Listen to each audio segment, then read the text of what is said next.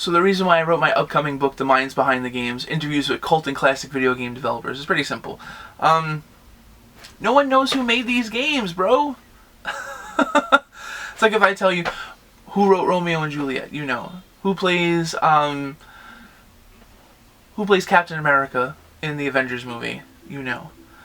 Who made Grand Theft Auto? Most people go Rockstar. And Rockstar published the game. But there was a guy with a vision that actually made the game.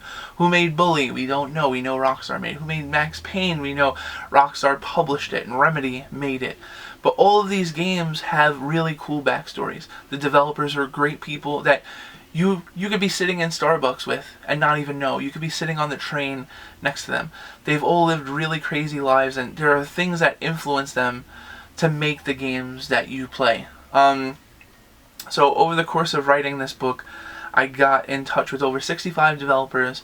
There's 36 different games featured, from NBA Jam, Mortal Kombat, Bully, Max Payne, Mutant League Football, NHL PA 93, NHL 94. The list goes on. The Fireman, which is a game that never came out in the United States. Wonder Boy and Monsterland, which the creator has had the luck of seeing 2 of his other games in the franchise get remade in the last year.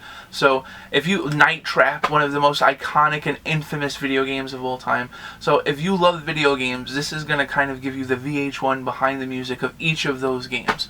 So they're brand new exclusive interviews with the creators. Like I said too, telling you why these games were made, the process in which they were made.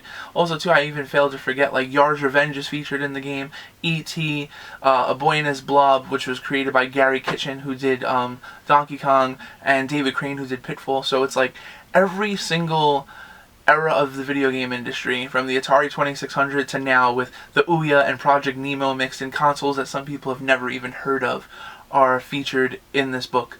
Like I said before, brand new interviews, really cool pictures, like, of the teams working. Like, Max Payne was done in, like, somebody's basement. You know, like in Finland, these guys, like, killed themselves to make this game. They didn't even know how great it was going to be. So all of these games have had a massive impact on society, on the video game industry. So I get to the bottom of all of those things for a really down-to-earth, fun, easy-to-read tale that is accessible to anyone. I'm a college professor. I'm assistant director of the journalism program at Kingsborough Community College. So I like to think that I'm a smart cookie. But it's written in a way where anyone who loves video games, or people that would like to know more about video games, can read it and just jump in.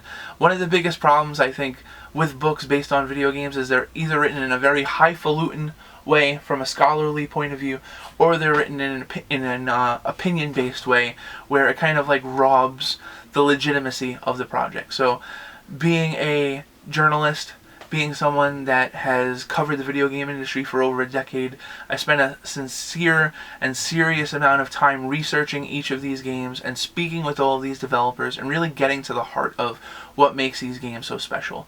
So the stuff that you read in the book isn't going to be like stuff from Wikipedia. It's going to challenge you. It's going to make you think a lot differently about the industry. So the book is being published by McFarland and Company, and it should be out later this year, early 2018. Possibly, but most likely the end of 2017. It's been a really fun ride doing this. My wife was pregnant during the time, and we had our first baby. So while I was finishing up this book, I was changing diapers. So it's been like kind of like a whirlwind, but it's been a lot of fun. So I'm really looking forward to everyone reading it and checking it out. So thank you.